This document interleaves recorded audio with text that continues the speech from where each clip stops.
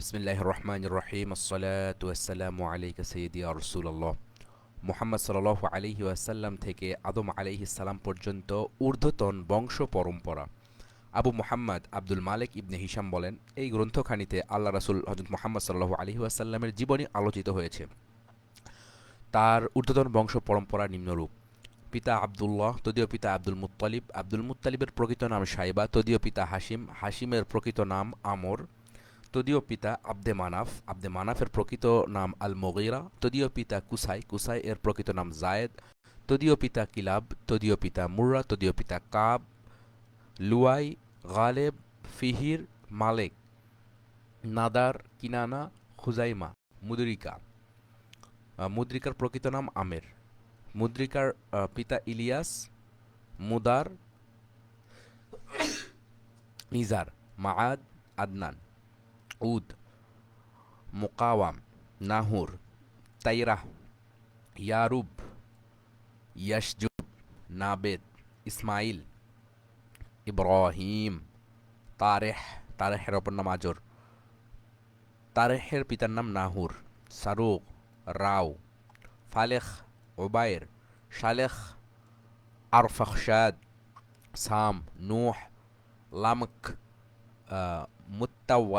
মুত্তাওয়াশালাখ, আখনুখ। ঐতিহাসিক ধারণা তিনি হযরত ইদ্রিস আলাইহিস সালাম। তদীয় পিতা ইয়ার্দ, তদীয় পিতা মাহলিল, তদীয় পিতা কাইনান, তদীয় পিতা ইয়ানিশ, শীষ, তার পিতা আদম আলাইহিস সালাম। ইবনে হিশাম বলেন, ইনশাআল্লাহ এই গ্রন্থ আমি হযরত ইব্রাহিম আলাইহিস সালামের পুত্র ইসমাইলের বিবরণ দিয়ে শুরু করব। অতঃপর ইসমাইল আলাইহিস সালামের ঐরসে মুহাম্মদ সাল্লাল্লাহু আলাইহি ওয়াসাল্লামের যেসব পিতৃপুরুষ জন্মগ্রহণ করেছেন এবং যারা সেই সব পিতৃপুরুষের ঐরসজাত সন্তান ছিলেন, পর্যায়ক্রমে তাদের বর্ণনা দেব। এভাবে ইসমাইল আলাইহিস সালাম থেকে মুহাম্মদ সাল্লাল্লাহু আলাইহি সাল্লাম পর্যন্ত সমস্ত পিতৃপুরুষ ও তাদের সম্পর্কের প্রচলিত কাহিনীসমূহ আলোচনা করব। কিন্তু ইসমাইল আলাইহিস সালামের যেসব সন্তান হযরত মুহাম্মদ সাল্লাল্লাহু আলাইহি সাল্লাম পিতৃপুরুষ নন, গ্রন্থের কলেবর সংক্ষিপ্ত ও শুধুমাত্র সিরাত বিষয়ক বক্তব্যের মধ্যে সীমিত রাখার তাগিদে আমি তাদের বিবরণ লিপিবদ্ধ করব না। একইভাবে গ্রন্থের কলেবর সংক্ষিপ্ত রাখার উদ্দেশ্যে ইবনে ইসহাকের কিছু কিছু বর্ণনাও বাদ দেব, যা তিনি এই গ্রন্থে লিপিবদ্ধ করেছিলেন। ইবনে ইসহাকের ওইসব বর্ণনায় রাসূলুল্লাহ সাল্লাল্লাহু আলাইহি ওয়াসাল্লামের কোনো উল্লেখ নেই। সে সম্পর্কে কোরআনেও কোনো কথা নাজিল হয়নি, কিংবা তা এই গ্রন্থের কোনো বক্তব্যের উপলক্ষ, ব্যাখ্যা বা দলিল প্রমাণের পর্যায়েও পড়ে না। ইবনে ইসহাকের উল্লেখ করা এমন কিছু কবিতাও আমি বর্জন করেছি, যা কবিতায় পারদর্শীদের কাছে অজ্ঞাত বলে লক্ষ্য করেছি। এছাড়া ইবনে ইসহাকের কিছু কিছু অরুচিকর ও গণমনে অসন্তোষ উৎপাদনকারী উক্তি এবং বুকাই কর্তৃক সমর্থিত নয় এমন কিছু বক্তব্য আমাকে বাদ দিতে হয়েছে। এই কয়টি জিনিস ছাড়া ইবনে ইসহাকের বাদবাকি সমস্ত তথ্য যতটা বর্ণিত স্বীকৃত ততটা ইনশাআল্লাহ পুরোপুরিভাবে উল্লেখ করব। ইসমাইল আলাইহিস সালামের অধস্তন পুরুষদের বংশক্রম। ইসমাইল আলাইহিস সালামের ঐরসে ১২ জন পুরুষ সন্তান জন্মগ্রহণ করেন। তারা হলেন নাবেদ, কাইজার, আজরাল, মিশ, মাসমা, মাসি, দাম, আজর, তিম, ইয়াতিউর, নাবাস, কাইজুম। নাবেতের ঐরসে ইয়াসজুব, ইয়াসজুবের ঐরসে ইয়ারুব, ইয়ারুবের ঐরসে তাইরা, তাইরাহের ঐরসে নাহুর, নাহুরের ঐরসে মোকাওয়াম, মোকাওয়ামের ঐরসে উদ এবং উদের ঐরসে আদনান জন্মগ্রহণ করেন। আদনানের পর থেকে ইসমাইলের বংশধরগণ গোত্রে গোত্রে বিভক্ত হয়ে পড়ে। আদনানের দুটি পুত্র সন্তান ছিল, মাআদ ও আক। আক ইবনে আদনান চলে যান ইয়ামেনে এবং সেখানেই তার বংশধর স্থায়ী বসতি স্থাপন করেন। আক সেখানকার বনু আশআর গোত্রে বিয়ে করেন এবং তাদের সাথেই বসবাস করতে থাকেন। ফলে তাদের দেশ ও ভাষা উভয়ই এক হয়ে যায়। বনু আশআর গোত্রের ঊর্ধ্বতন পুরুষরা হলো আশআর, তদীয় পিতা নাবাত, তদীয় পিতা উদ, তদীয় পিতা হামাইসা, তদীয় পিতা আমর, তদীয় পিতা উরাইব, তদীয় পিতা ইয়াসজুব, তদীয় পিতা জায়েদ, তদীয় পিতা কাহলান, তদীয় পিতা ইয়াসজুব, তদীয় পিতা ইয়ারুব, তদীয় পিতা কাহতান। আদনানের অপর পুত্র মাআদ ইবনে আদনানের 4টি সন্তান জন্মে: নিজার, কুজাআ, কানাস, ইয়াদ। কুদার বংশধর হিমিয়ার ইবনে সাবা পর্যন্ত বেঁচে থাকার সৌভাগ্য অর্জন করে, কিন্তু মাআদ সংক্রান্ত বংশক্রম বিশেষজ্ঞের মতে কানাস বিন মাআদের বাদবাকি বংশধর নিশ্চিহ্ন হয়ে যায়, তবে হীরার বাদশাহ নুমান ইবনে মুনজির তাদেরই বংশধর। আচ্ছা, আমরা একটু চেক করে নেব লাইভ ঠিকঠাক আছে কিনা। আলহামদুলিল্লাহ, লাইভ চলছে। রাবিয়া ইবনে নসরের স্বপ্ন। রাজাদের মধ্যে ইয়ামেনের রাবিয়া ইবনে নসর একজন দুর্বল পরাধীন রাজা ছিলেন। একবার তিনি একটা ভয়ঙ্কর স্বপ্ন দেখে ভীষণভাবে ঘাবড়ে যান। তার রাজ্যে যত গণক জাদুকর, আয়েফ, হোয়াট ইজ আয়েফ, তৎকালে এক ধরনের গণক ছিল যারা পাখির ডাক, গতিবিধি ইত্যাদি তারা ভবিষ্যৎবাণী করত, তাদেরকে বলা হতো আয়েফ। আচ্ছা, বা জ্যোতিষী ছিল তাদের সবাইকে তিনি সমবেত করে বলেন, আমি এমন একটা স্বপ্ন দেখেছি যা আমাকে ভীত সন্ত্রস্ত করে তুলেছে, তোমরা আমাকে বলবে আমি কি স্বপ্ন দেখেছি এবং তার তাবিরই বাকি। সমবেত জ্যোতিষীরা বলল, স্বপ্নটা আমাদের কাছে বর্ণনা করুন, আমরা তার তাবির করব। রাজা বললেন, স্বপ্নটা যদি আমি বলে যাই তাহলে তোমাদের তাবিরে আমি স্বস্তি বা প্রশান্তি লাভ করতে পারবো না, কেননা এই স্বপ্নের তাবির বা ব্যাখ্যা একমাত্র সেই করতে সক্ষম যে আমার বলার আগেই স্বপ্ন সম্পর্কেও বলতে সক্ষম। জ্যোতিষীদের একজন বলল, জাহাপনা, যদি এইভাবে স্বপ্নের তাবির জানতে চান তাহলে সাতিহ ও শেখকে ডেকে পাঠান, কারণ তাদের চেয়ে পারদর্শী আর কেউ নেই। তাহলে কে কে ছিল সাতিহ এবং শেখ? আপনি যা জানতে চান তা তারাই বলতে পারবে। রাজা ওই দুইজন ভবিষ্যৎ বক্তাকে ডেকে পাঠালেন। আহ, প্রথমে রাতের দরবারে হাজির করা হলো সাতিহ। রাজা তাকে বললেন, আমি এমন একটা স্বপ্ন দেখেছি যা আমাকে ভীত সন্ত্রস্ত করে তুলেছে, তুমি বলো আমি কি স্বপ্ন দেখেছি। যদি তুমি স্বপ্নটা সঠিকভাবে বলতে পারো তাহলে তার ব্যাখ্যাও সঠিকভাবে করতে পারবে। সাথী বলল, বেশ, আমি তাই করব। আপনি স্বপ্নে দেখেছেন অন্ধকারের ভেতর থেকে এক টুকরো আগুন বেরিয়ে এসে নিম্নভূমিতে নামলো এবং সেখানে যত প্রাণী ছিল সবাইকে গ্রাস করলো। রাজা বললেন, বাহ, স্বপ্নটা তো তুমি সঠিকভাবে বলে দিয়েছো, এখন বলো তো এর তাৎপর্য কি। সে বলল, দুই প্রস্তরময় দেশে বিরাজমান সমস্ত সাপের শপথ করে বলছি। কিসের শপথ করেছিলেন? সাপ। আবিসিনিয়াবাসী আপনার ভূখণ্ডে প্রবেশ করবে এবং সমগ্র ইয়ামেন দখল করে নেবে। রাজা বললেন, হে সাথী, এটা তো ভীষণ বেদনাদায়ক ও ক্রোধোদ্দীপক ব্যাপার, এটা কি করে ঘটবে? আমার আমলেই না আমার পরে? সে বলল, আপনার আমলের কিছু পরে, 60 বা 70 বছরের বেশি অতিক্রান্ত হয়ে যাবে। রাজা জিজ্ঞেস করলেন, এই ভূখণ্ড কি চিরকালই তাদের অধিকারে থাকবে, না তাদের জবরদবলের অবসান ঘটবে? সে বলল, 70 বছরের কিছু বেশি কাল উত্তীর্ণ হওয়ার পর তাদের দখলের অবসান ঘটবে, তারপর তারা হয় নিহত হবে অথবা পালিয়ে যাবে। রাজা পুনরায় জিজ্ঞেস করলেন, হত্যা বা বহিষ্কার তাদেরকে কে হত্যা বা বহিষ্কার করবে? সাথী বলল, তারা নিহত বা বহিষ্কৃত হবে ইরাম ইবনে জি ইয়াজান ইরাম ইবনে জি ইয়াজানের হাতে। তিনি এডেন থেকে আবির্ভূত হবেন এবং ইয়ামেনে তাদের একজনকেও অবশিষ্ট রাখবেন না। রাজা বলল, ইরামের আধিপত্য কি চিরস্থায়ী হবে না অস্থায়ী হবে? সাথী বলল, তাদের আধিপত্য অস্থায়ী হবে। রাজা বললেন, কার হাতে ক্ষমতার অবসান ঘটবে? সাথী বলল, এক পবিত্র নবীর হাতে, তিনি ঊর্ধ্ব জগৎ থেকে ওহী লাভ করবেন। রাজা বললেন, এ নবী কোন বংশোদ্ভূত? সাথী বলল, তিনি নাদারের পুত্র, মালেকের পুত্র, ফিহিরের পুত্র গালেবের বংশ থেকে উদ্ভূত হবেন। তার জাতির হাতে ক্ষমতা থাকবে বিশ্বজগতের বিলুপ্তি ঘটার মুহূর্ত পর্যন্ত। রাজা বললেন, বিশ্বজগতের আবার শেষ আছে নাকি? সে বলল, হ্যাঁ, যেদিন পৃথিবীর প্রথম মানবগণ ও শেষ মানবগণ একত্রিত হবে। যারা সৎকর্মশীল তারা সুখী হবে, আর যারা অসৎকর্মশীল তারা দুঃখ ভোগ করবে। রাজা বললেন, তোমার ভবিষ্যৎবাণী কি সত্য? সে বলল, হ্যাঁ, রাতের অন্ধকার ও ঊষার আলোর শপথ, সুবিন্যস্ত প্রভাবের শপথ, আমি যা বলছি তা পুরোপুরি সত্য। এরপর শেখ এসে পৌঁছালো রাজার দরবারে। সাতিহকে রাজা যা যা বলেছিলেন শেখকেও তাই বললেন, কিন্তু সাতিহ যা বলেছে তা তাকে জানতে দিলেন না। তারা উভয়ই একই ধরনের ভবিষ্যৎবাণী করে, না ভিন্ন রকমের, তা দেখবার জন্য তিনি ব্যাপারটা গোপন করলেন। শেখ বলল, আপনি স্বপ্নে দেখেছেন অন্ধকার থেকে একটি অগ্নিশিখা বেরিয়ে এলো, সেটা একটি পর্বত একটি বাগানের মাঝখানে পতিত হলো, অতঃপর সেখানে তার সকল পাড়ি গ্রাস করলো। রাজা বুঝতে পারলেন উভয়ের বক্তব্য অভিন্ন, শুধু এতটুকু পার্থক্য যে সাথী বুঝেছিল টুকরোটা নিম্নভূমিতে নামলো, আর শেখ বলেছে একটি পর্বত ও একটি বাগানের মাঝখানে নামলো। অতঃপর তিনি শেখকে বলে, তুমি ঠিকই বলেছ, এবার বলো এর তাবির কি। সে বলল, দুই আহ, পর্বতাকাকীর্ণ দেশের সমস্ত মানুষের শপথ করে বলছি। ও করেছে মানুষের শপথ।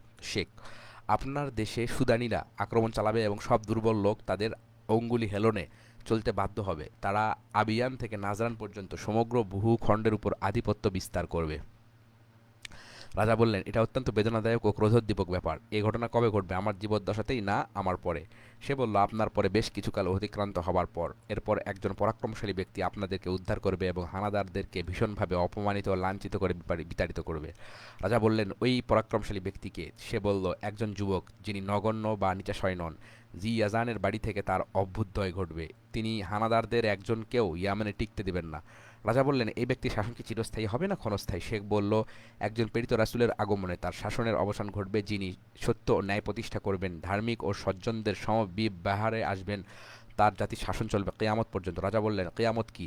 সে বলল, যেদিন শাসকদের বিচার হবে, আকাশ থেকে আহ্বান আসবে, সে আহ্বান জীবিত ও মৃত সকলেই শুনতে পাবে, আর নির্দিষ্ট সময়ে সকল মানুষকে সমবেত করা হবে। সেদিন মিতাচারী লোকদের জন্য হবে সাফল্য ও কল্যাণ। রাজা বললেন, তুমি যা বলছো তা কি সত্য? সে বলল, হ্যাঁ, আকাশ ও পৃথিবী এবং তার মধ্যকার সকল সমতল ও অসমতল সব কিছুর রবের শপথ করে বলছি। আচ্ছা, আমি আপনার কাছে যে ভবিষ্যৎবাণী করলাম তা সঠিক ও সন্দেহাতীত। রাবিয়া ও এই দুইজনের ভবিষ্যৎ বক্তার কথায় বিশ্বাস স্থাপন করলেন। এবং স্বীয় পরিবার পরিজনকে প্রয়োজনীয় পাথেয় দিয়ে ইরাক পাঠিয়ে দিলেন। তারপর পারস্যের তৎকালীন সম্রাট শাপুর ইবনে খুরজাদকে চিঠি লিখে পাঠালেন। শাপুর ইবনে খুরজাদ, শাপুর তাদেরকে হিরাতে বসবাস করার ব্যবস্থা করে দিলেন। আবু কারব হাসান ইবনে তুব্বান আসআদ কর্তৃক ইয়ামেন রাজ্য অধিকার এবং ইয়াসরিব আক্রমণ। রাবিয়ার মৃত্যুর পর সমস্ত ইয়ামেনের রাজত্ব চলে যায় আবু কারব হাসান ইবনে তুব্বান আসআদের হাতে। তার পিতা তুব্বান আসআদ আগে থেকেই পূর্ব দিক দিয়ে মদিনায় ইয়াসরিব আসতেন এবং এভাবে মদিনাবাসীদেরকে বিব্রত না করেই সুকৌশলে আপন আধিপত্য প্রতিষ্ঠার পথ সুগম করেন। সেখানে তিনি নিজের এক পুত্রকে প্রতিনিধি নিযুক্ত করেন, কিন্তু উক্ত পুত্র সহসা গুপ্ত ঘাতক কর্তৃক নিহত হয়। এরপর তুব্বান মদিনা ধ্বংস ও তার আদিবাসীদেরকে নির্মূল করার পরিকল্পনা নিয়ে আবার সেখানে আসেন। অতঃপর আমর বিন তাল্লার নেতৃত্বে অনুগত লোকদের একটি দল সংঘবদ্ধ হয়। তারা শেষ পর্যন্ত তার সাথে যুদ্ধে লিপ্ত হয়। এই দলটি এমন ভাব দেখায় যে তারা যেন দিনের বেলায় তার সাথে যুদ্ধ করে ও রাতে আতিথেয়তা করে। তুব্বান তাদের এই আচরণে বিস্মিত হয়ে বললেন, আশ্চর্য, এই জাতি বাস্তবিক পক্ষেই ভদ্র ও সম্ভ্রান্ত। এভাবে যুদ্ধ অব্যাহত থাকলো। এমত অবস্থায় একদিন দুজন ইহুদি পণ্ডিত মদিনা ও তার অধিবাসীদেরকে ধ্বংস করার ব্যাপারে তার ইচ্ছার কথা জানতে পেরে তার কাছে আসেন। তারা তাকে বললেন, হে রাজা, এ কাজটি করবেন না। আপনি যদি জিদ ধরেন তাহলে আপনার সামনে অপ্রতিরোধ্য বাধা আসবে, ফলে আপনি যা চান তা করতে পারবেন না, অথচ আপনি অচিরেই শাস্তি ভোগ করবেন। রাজা বললেন, কী কারণে আমি শাস্তি ভোগ করব? তারা বললেন, মদিনা শেষ জামানার নবীর আশ্রয়স্থল। কুরাইশদের দ্বারা তিনি পবিত্র স্থান থেকে বহিষ্কৃত হবেন এবং এখানে এসে বসবাস করবেন। একথা শুনে রাজা নিবৃত হলেন। তার মনে হলো লোক দুটো যথার্থই জ্ঞানী লোক। তাদের কথায় রাজা মুগ্ধ হলেন। তিনি মদিনা ত্যাগ করে ওই পণ্ডিত দ্বয়ের ধর্ম গ্রহণ করলেন।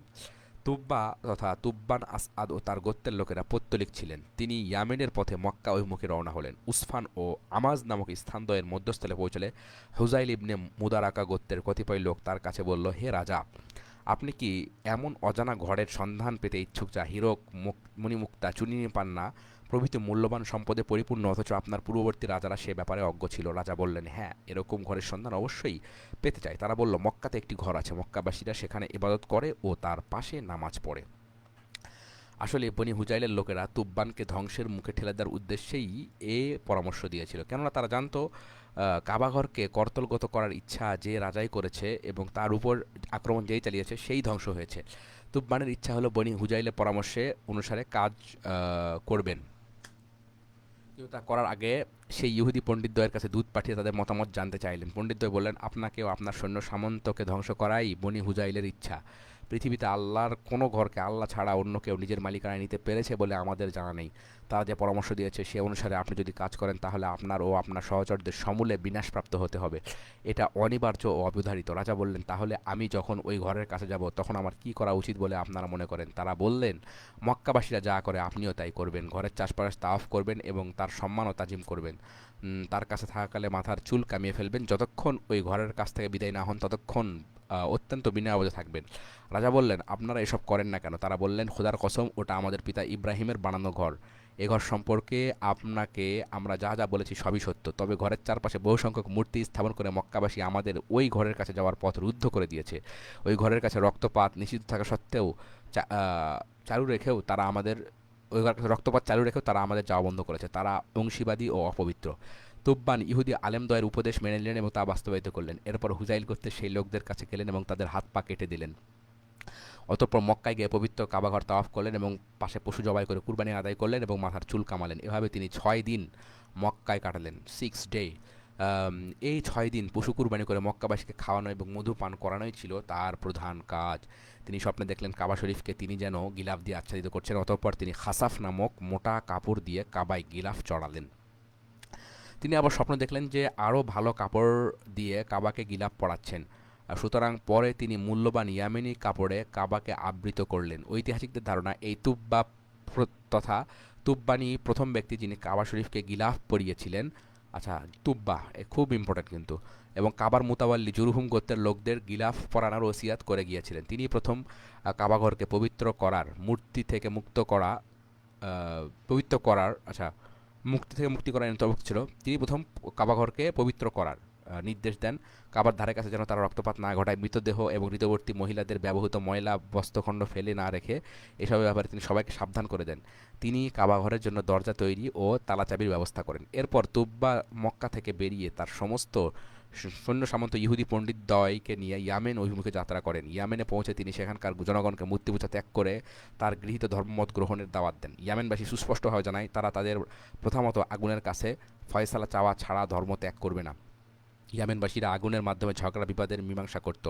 ওই আগুন অত্যাচারীকে গ্রাস করত, কিন্তু মাজলুমের ক্ষতি করত না।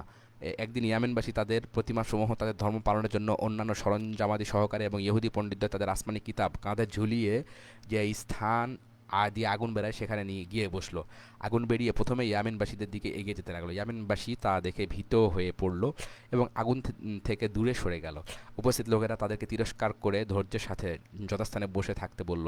তারা ধৈর্য ধারণ করে বসতেই আগুন তাদেরকে ঘেরাও করে ফেললো এবং প্রতিমা ও অন্যান্য ধর্মীয় সাজ সরঞ্জাম পুড়িয়ে ভস্য করে দিল। হিমিয়ার গোত্রের যে কজন পুরোহিত ধর্মীয় সাজ সরঞ্জাম বহন করেছিল তারাও ভস্মীভূত হলো।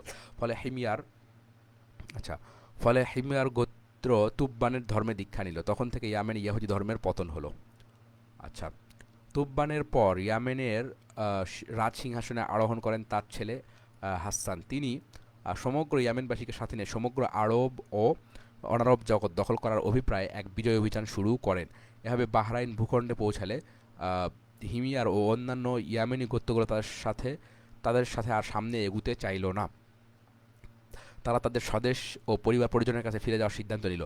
তারা ওই বাহিনীতে অংশগ্রহণকারী হাসানের এক ভাই আমরের কাছে এই অভিপ্রায় ব্যক্ত করে বলল, তুমি আমার ভাই হাসানকে হত্যা করো এবং আমাদের সাথে স্বদেশে ফিরে চলো, আমরা তোমাকে রাজা হিসেবে বরণ করে নেব। আমর তার বাহিনীর লোকজনের সাথে আলোচনা করলে সবাই একমত হলো। কেবল জুরু আইন আল হিমিয়ারি এর বিরোধিতা করলো ও হত্যাকাণ্ড ঘটাতে নিষেধ করলো, কিন্তু আমর তার নিষেধাজ্ঞা অগ্রাহ্য করলো। তখন জুরু আইন নিম্নলিখিত কবিতা আবৃত করলো।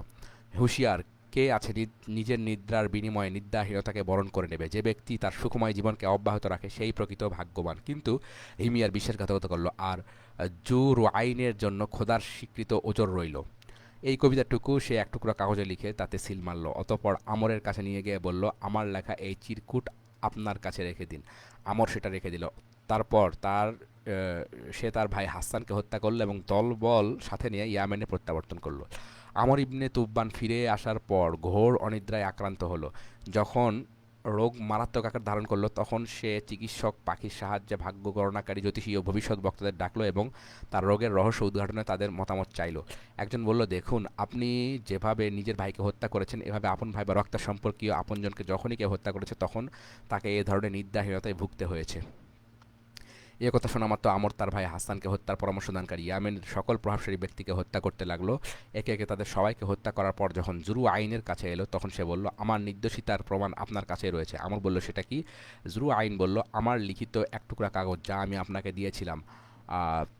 তখন আমর সেটা বের করে দেখলো, তাতে দুটো পংক্তি লেখা আছে। সে বুঝতে পারলো যে জুরু আইন তাকে শুধু পুষি দিয়েছিল, তাই সে তাকে হত্যা করলো না। এরপর আমর মারা গেল। তার মৃত্যুর পর হেমিয়ারি শাসনের ক্ষেত্রে অরাজকতা ও বিশৃঙ্খলা দেখা দিল এবং তারা ছিন্নভিন্ন হয়ে পড়ল। এই সুযোগের ঘাড়ের উপর শাসক চেপে বসল লাখনিয়া ইয়ানুফ জু সানাতির নামক রাজপরিবার বহির্ভূত এক ভয়ঙ্কর পাপিষ্ঠ ব্যক্তি। সে তাদের সম্ভ্রান্ত লোকজনদেরকে হত্যা করলো এবং রাজপরিবারের লোকজনদের সাথে আমোদ প্রমোদে লিপ্ত হলো। লাখনিয়ার সবচেয়ে বড় পাপাচার ছিল সমকাম। লুত আলাইহিস সালামের জাতি আবার হচ্ছে লাখনিয়া। আচ্ছা, হাসানের ভাই এবং তুব্বানের ছেলে জুরআমাসকে একদিন সে এই অভিপ্রায়ে ডেকে পাঠালো।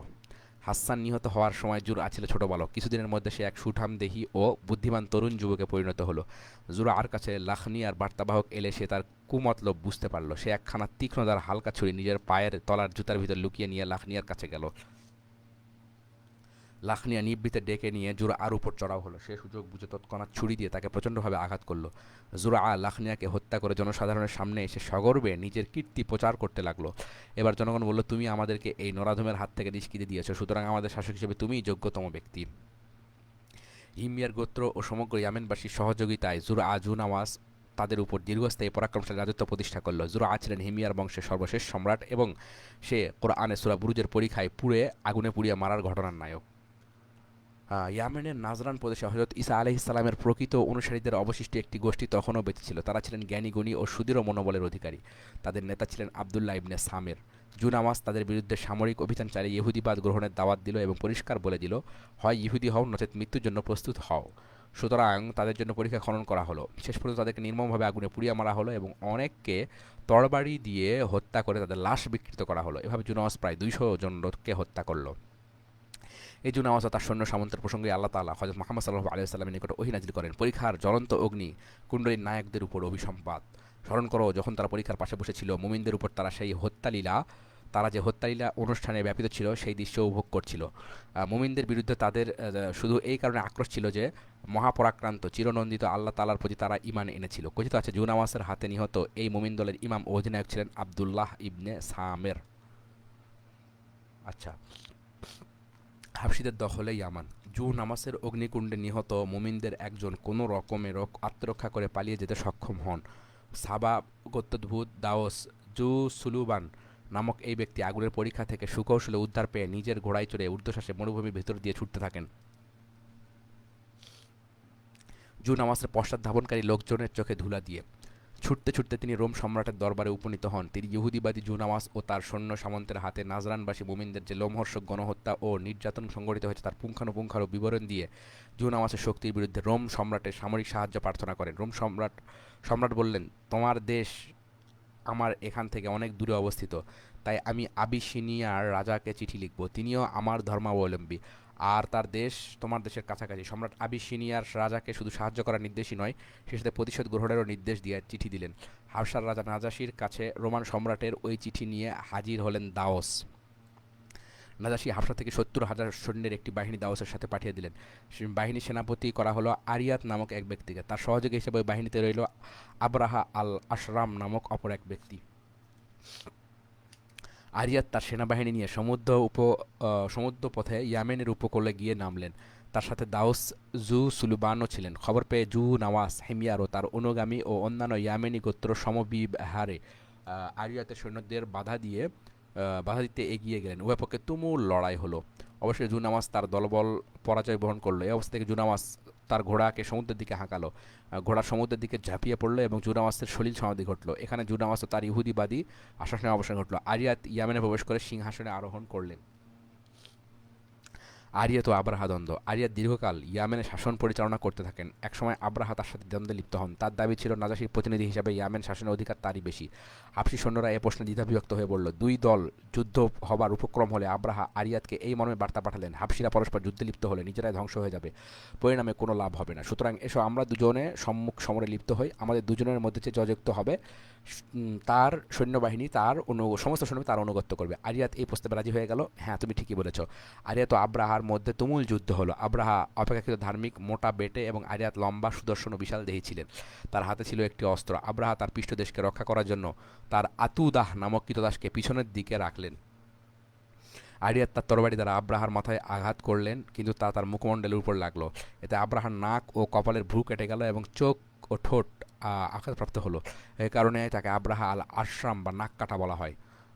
এইবার আতুদাহ আব্রাহার পিছন দিকে বেরিয়ে এসে আরিয়াতকে আক্রমণ করে হত্যা করলো। এরপর আরিয়াতের অনুগত হাবশী সৈন্যরা আব্রাহার দলে ভিড়ে যায় এবং আব্রাহা আবিসিনিয়ার সর্বসম্মত প্রতিনিধি রূপে ইয়ামেন শাসন করতে থাকেন।